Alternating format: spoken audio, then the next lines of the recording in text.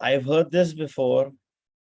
This, there are no rules kind of religion. That's spiritual anarchy. I don't see how that can work. There is no way it cannot work.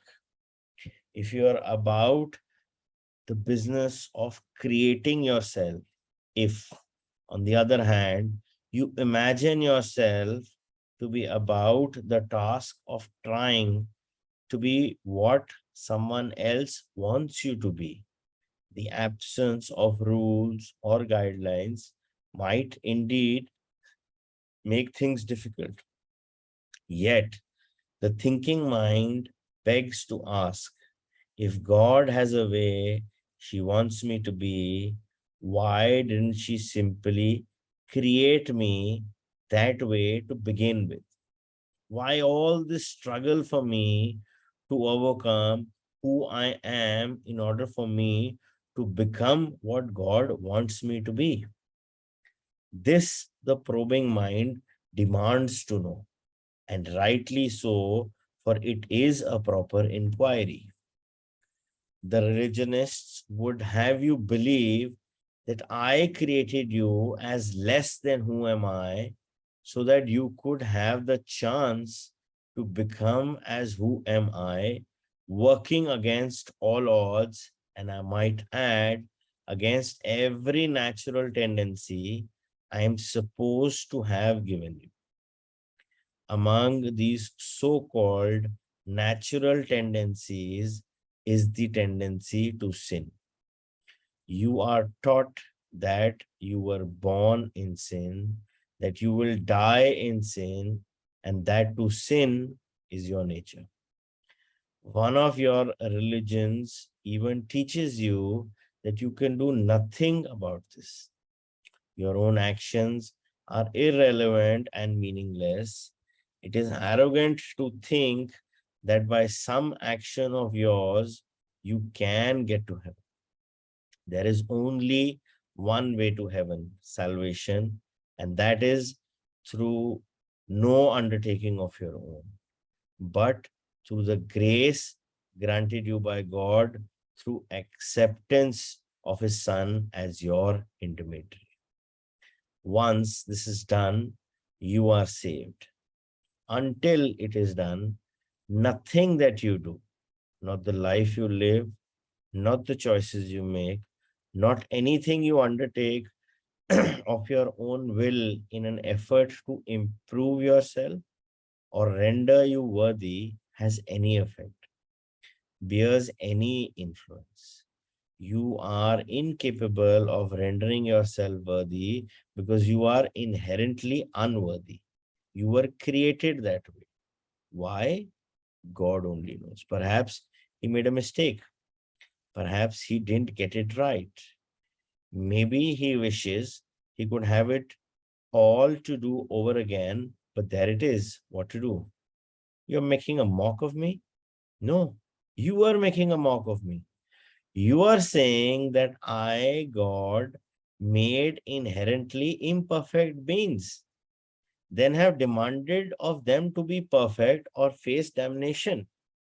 You are saying then that somewhere several thousand years into the world's experience, I relented, saying that from then on you didn't necessarily have to be good. You simply had to feel bad when you were not being good and accept as your savior the one being who could always be perfect, thus satisfying my hunger for perfection. You are saying that my son, who you call the one perfect one, has saved you from your own imperfection, the imperfection I gave you. In other words, God's son has saved you from what his father did. This is how you, many of you, say I've set it up. Now, who's mocking whom? That is the second time in this book you seem to have launched a frontal attack on fundamentalist Christianity. I'm surprised.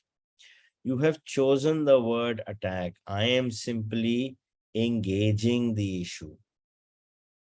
And The issue, by the way, is not fundamentalist Christianity, as you put it. It is the entire nature of God and of God's relationship to man.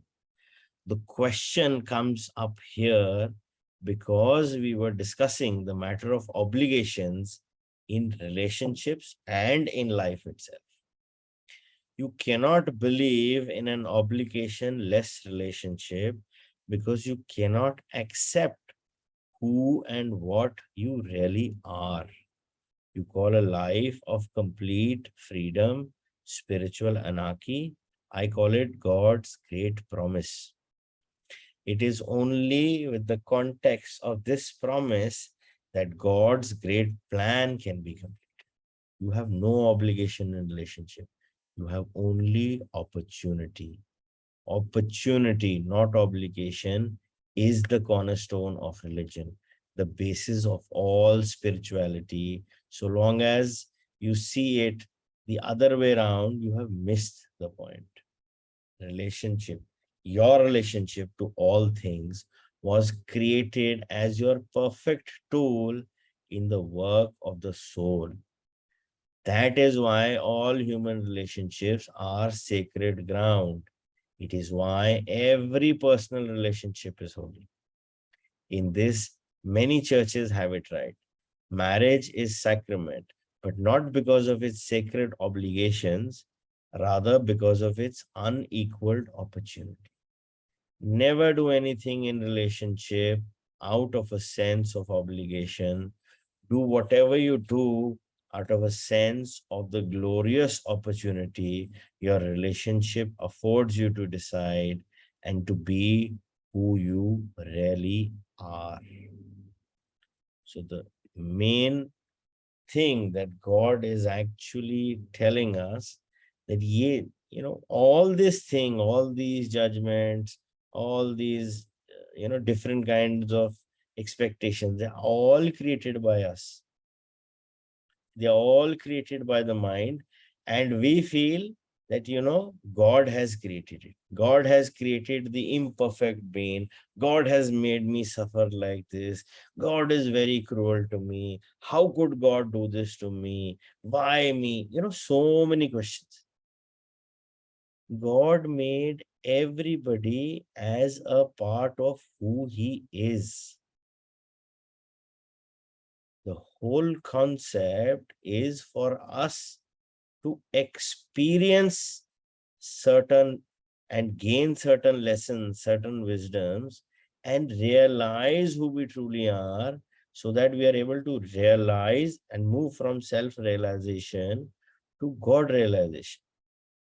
इस चीज के लिए आपको relationships दिए गए, because in order to experience something, you need an external environment, you need an external person.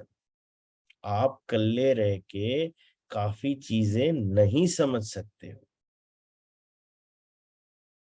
I mean, how will you understand if you're saying that, a lot of people want to be, and I want to be just by me. Okay, good. If it's coming from when you've seen so much and you want to enjoy your space, good enough.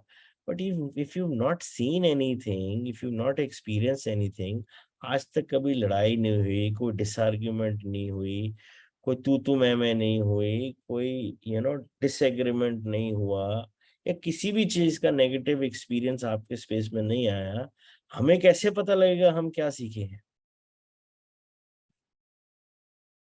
So all the things which we feel in relationships are something which is non-desirable, and something which, gets us to that feeling that it's very obligatory. Why am I obligated to, be this way in this relationship, is a perception of the mind. Whereas it's actually an opportunity. Now that opportunity is not for the mind, because for the mind, it is an obligation. For the ego, it is something which is putting itself down, because there is nothing that is, which is attractive there, which is going to boost the ego. Because what the ego wants or what the ego craves is attention. कुछ पुट्ठा सीधा करेंगे, we'll try to gather that attention. But अगर हमने उसमें उस situation, event या circumstance में हमने कोई रिएक्शन ही नहीं दिया,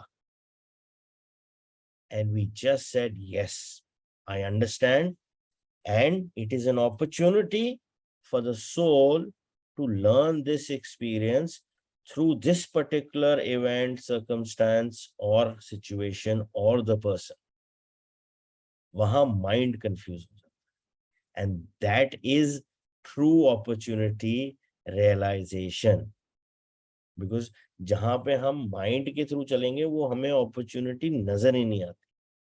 Because that box is so badly closed that the mind does not let us go beyond the obligation, does not let us go beyond that perception of everything that is coming into our space is bad. But whereas when we try to look at and try to sense it, feel it from the purpose of the soul, even if it is an undesirable or a painful experience, we realize that there has to be a purpose behind it. आपके space में चाहे वो relationship हो, चाहे वो जो मर्जी हो, it is not there as a random coincidence. Anything and everything that comes to your space comes for a reason, comes with a lesson, comes for you to learn something, accept something, or even drop something. कुछ तो है, नहीं तो क्यों आएगा? And how we need to realize and accept things that are coming to our space is to be open to receive. अगर हम अपनी openness ही नहीं दिखाएंगे that yes, we are open for all opportunities coming our way.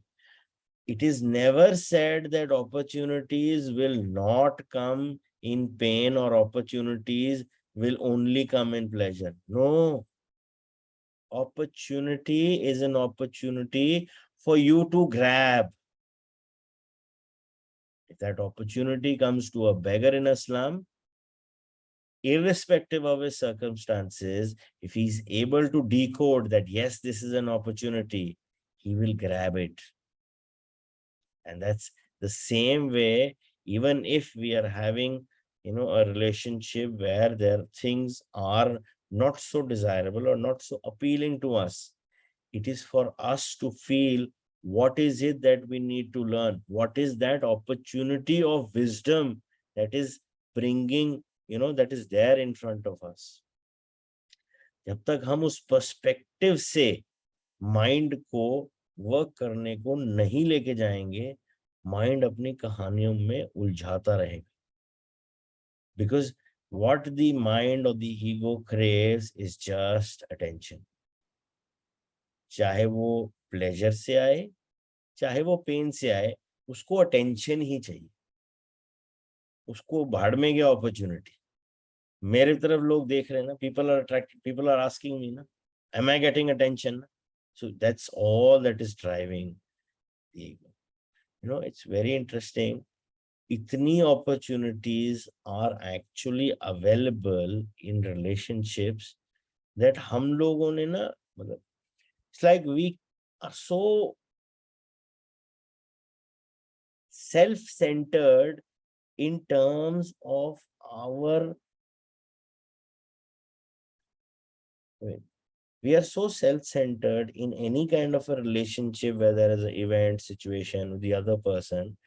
हम इतना ज्यादा अपने में उसको सेंटर करना चाहते हैं ना, अपनी थॉट्स को, एक्शंस को, that we forget that we, in order for us to evolve, in order for the soul to learn that wisdom, has to have certain experiences. अगर एक्सपीरियंस करना ही नहीं था तो अर्थ पे आए क्यों? मेटाफिजिकल ठीक था. Whatever happens in the metaphysical world, And you don't need to experience everything. It is only that what you know and you want to practically experience it and gain the wisdom. That is why we are here. और अब जब हमारे पास वो situation आती है, उसमें हल्का सा हम डिस्कम्फर्ट में आ जाते हैं, हल्का सा कोई हमें कुछ ऊंच नीच बोल देता है, बस वहीं पे कहानी खत्म. Go beyond. What is the other person trying to teach you? Why is he in your space? क्या सिखा रहा है वो? क्या सीखना है मुझे? Because जब तक हम एक लर्नर्स एटीट्यूड से हर एक सिचुएशन, इवेंट, सर्कमस्टांस और पर्सन को नहीं लेंगे, we will not be able to evolve and gain that wisdom, gain that lesson. And we will continue to be in that judger mindset. We will be in, there's a continuous judgment, continuous labeling, continuous criticism, continuous comparison, and we fall into that trap. सारा time वो चीज हमारे सामने चलती रहेगी, and then there would come a time where we find it so difficult to get out of that mess that we realize कि भैया अब तो कुछ भी नहीं कर सकते. So each and every situation is there for a lesson. Learn it. It's okay even if it's painful. It's okay even if somebody said something to you. If that line is there in the vicinity, anybody can say it. But is that a reality? Your mind decides and then labels it reality. It is not real. If I say to the other person, you are a thief, और उसने चोरी नहीं की है, it will not make the other person a thief. But if the mind is guilty, और क्योंकि उस mind को पता है कि हाँ चोरी तो मैंने की है, that is the mind that reacts majority of the times. So try to look for the signals, try to look for the opportunities in any situation, circumstance, or event, and try to get to that wisdom, try to get to that lesson. Because हम उसी लिए आए हुए, बाकी सब जिसे कहते हैं ना, that is the true illusion. So that you are not centered on what you are here for, and you keep getting, distracted from all the other things possible.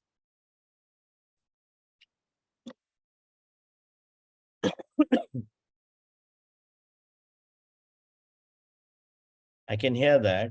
Yet, over and over in my relationships, I have given up when the going gets tough.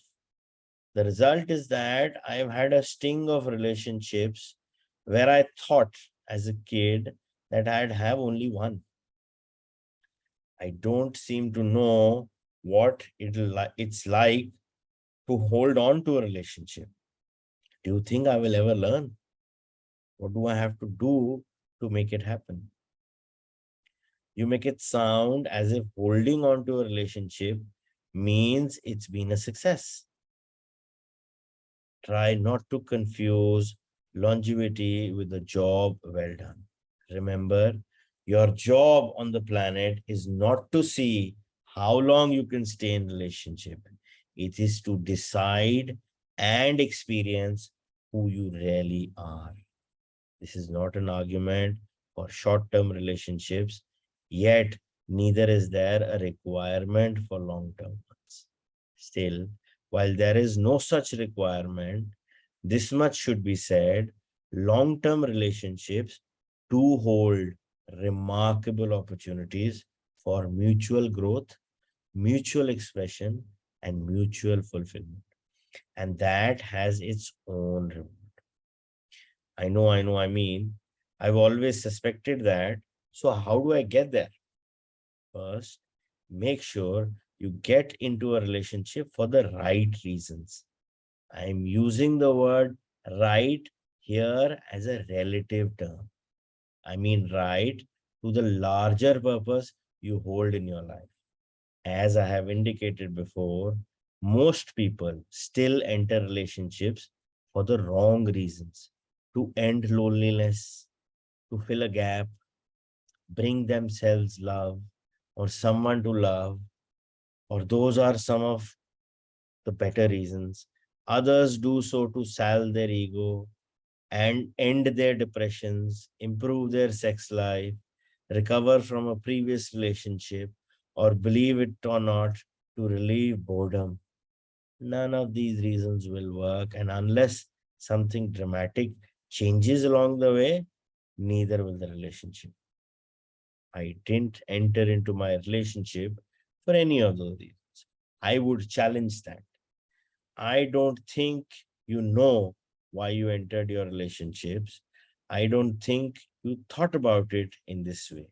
I don't think you entered your relationships purposefully. I think you entered your relationships because you fell in love. That's exactly right. And I don't think you stopped to look at why you fell in love. What was it to which you were responding? What need or set of needs was being fulfilled? For most people, love is a response to need fulfilled. Everyone has needs. You need this, another needs that. You both see in each other a chance for need fulfillment.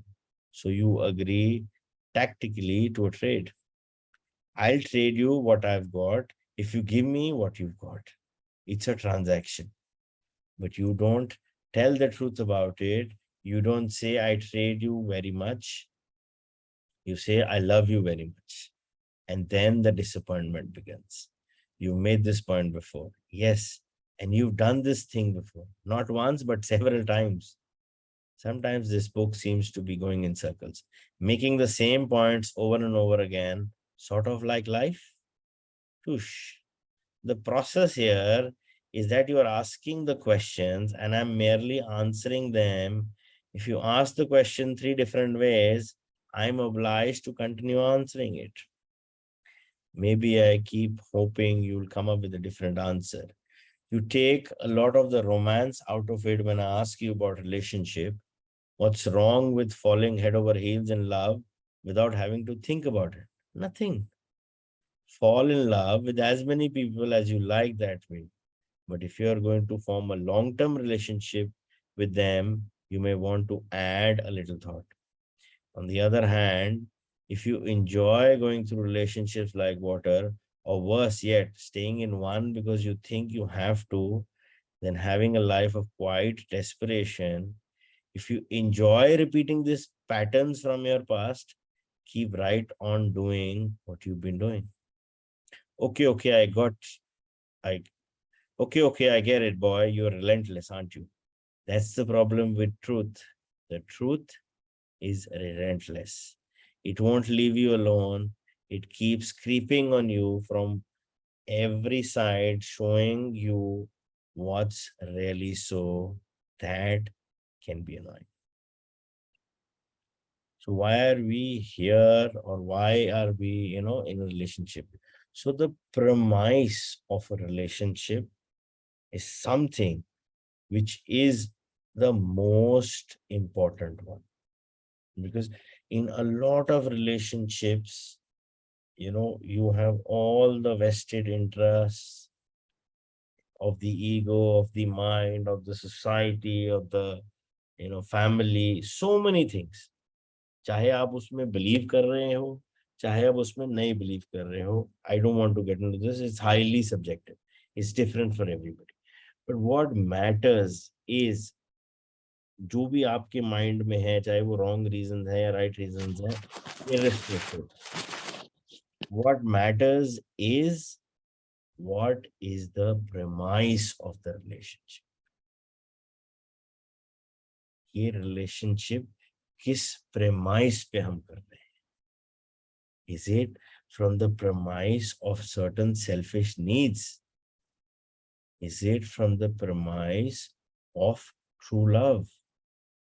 Is it from the premise of something that we need, something that we desire? Or is it from the premise of something we want to share? Base क्या है, foundation किस चीज पे है. That is what drives the relationship. And when they say you can fall in love with a lot of people, or you can fall in love with a particular person on a very personal note, I always have this answer. Why do we need to fall in love when we can rise in love? What does it take? Why is it that we have to fall in love and we can rise in love? That's the choice we can make. Because जिस premise से हम आ रहे हैं, that is coming from a premise of love. I mean, any relationship you have, there is love. आपको वो नजर आए, आप उसको importance दो ना दो, it is irrelevant. Your first relationship when you enter planet Earth, mother, father. I mean, those two people are responsible for you being here on planet Earth. First relationship. And how a parent loves their children. I mean, nearly everybody is a child or has a child, knows it. Truly unconditional. बच्चा गलती भी कर लेता है, माँ बाप डांट भी देते हैं, गुस्सा भी हो जाते हैं, but do you think that the love of a parent stops? Never. आज अगर मेरे बच्चे ने he does something wrong, I feel bad. Probably I get a complaint from the school and I will speak with him. शायद मैं उसको डांट भी दूं, हिम्मत नहीं है मारने की, and I don't even want to get into that space. But yeah, I might just scold him and try to tell him, yeah, things are not right. But do you think this act of mine is going to hamper or lessen my love for my child? No. It is because of that love that I'm concerned. मेरा बच्चा है, he or she is my child. That is my concern, and that my concern is because of my love for my child, and I want to see the best for him. After that, other relationships you make is friends, very important, and that is an active, conscious mind choice. Parents is a soul choice.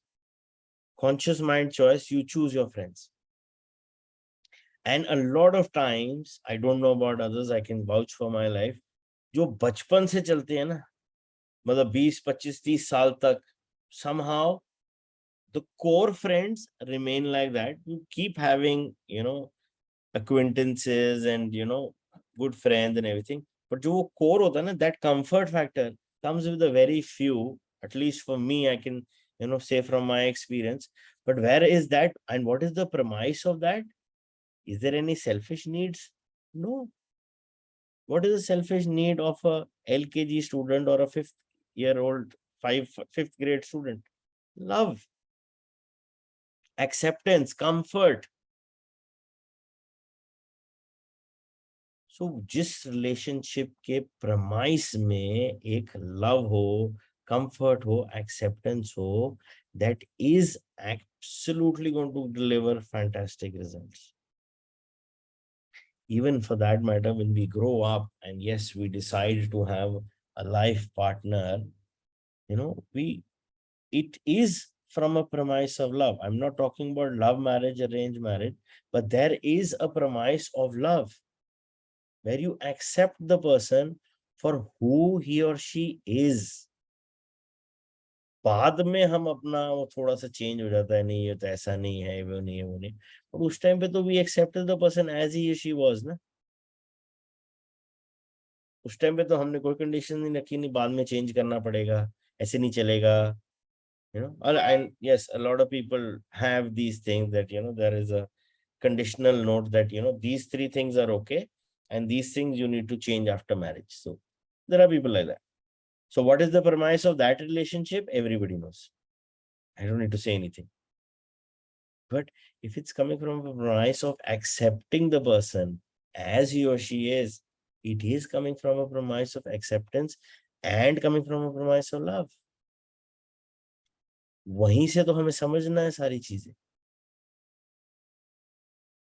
सो किस premise से वो relationship की foundation है, या किस premise से हम उस रिलेशनशिप को देख रहे हैं, that is what actually paves the way, what is in the way forward.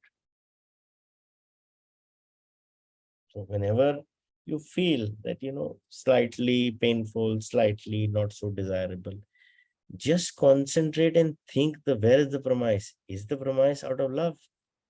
Then it's okay. अगर वो मुझे नहीं बोलेगा तो किसको बोलेगा यार, साथ वाले को? No. It's like a married guy going to a wizard and saying, I have this curse on me. Can you reverse it? The wizard is like, okay, if it's a curse, then something very serious. I can reverse it, but if you tell me the exact words, then probably I can help, otherwise I can't.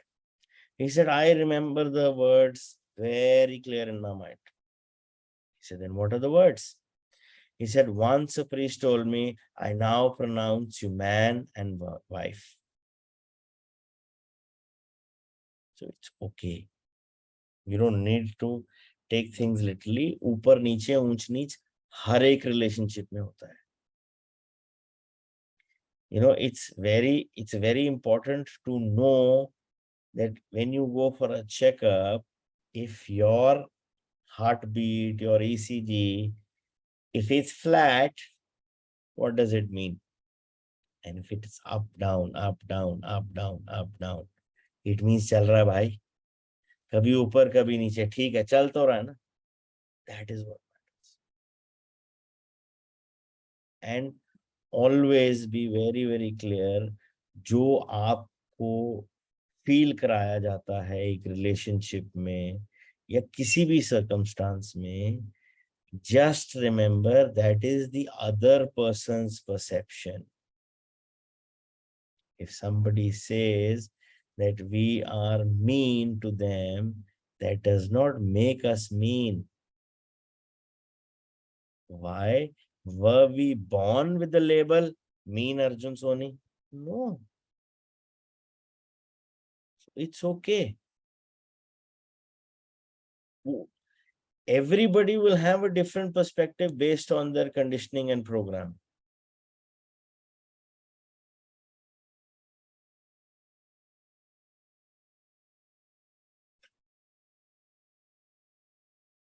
Okay, so I want to find the tools for a long-term relationship, and you say entering relationships purposefully is one of them. Yes, be sure you and your mate agree on purpose.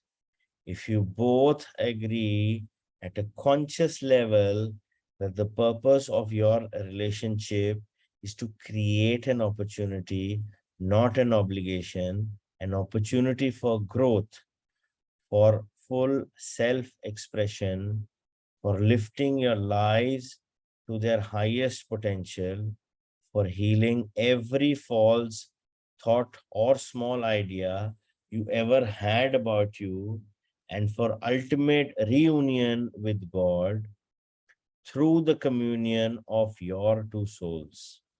If you take that vow instead of the vows you've been taking, the relationship has begun on a very good note. It's gotten off on the right foot. That's a very good beginning. Still, it's no guarantee of success. If you want guarantees in life, then you don't want life. You want rehearsals for a script that's already been written. Life, by its nature, cannot have guarantees, for its whole purpose is thwarted. Okay, got it. So now I've got my relationship off to this very good start. Now, how do I keep it going? Know and understand that there will be challenges and difficult times. Don't try to avoid them. Welcome them gratefully. See them as grand gifts from God, glorious opportunities to do what you came into the relationship and life to do. Try very hard not to see your partner as the enemy or the opposition during these times.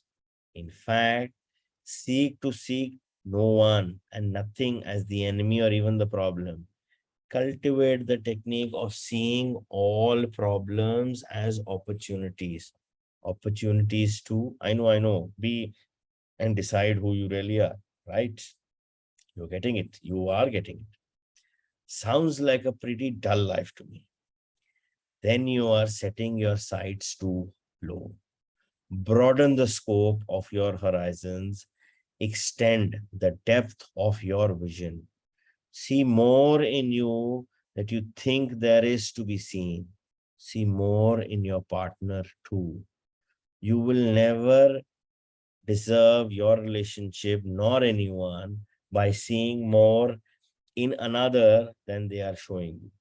For there is more there, much more.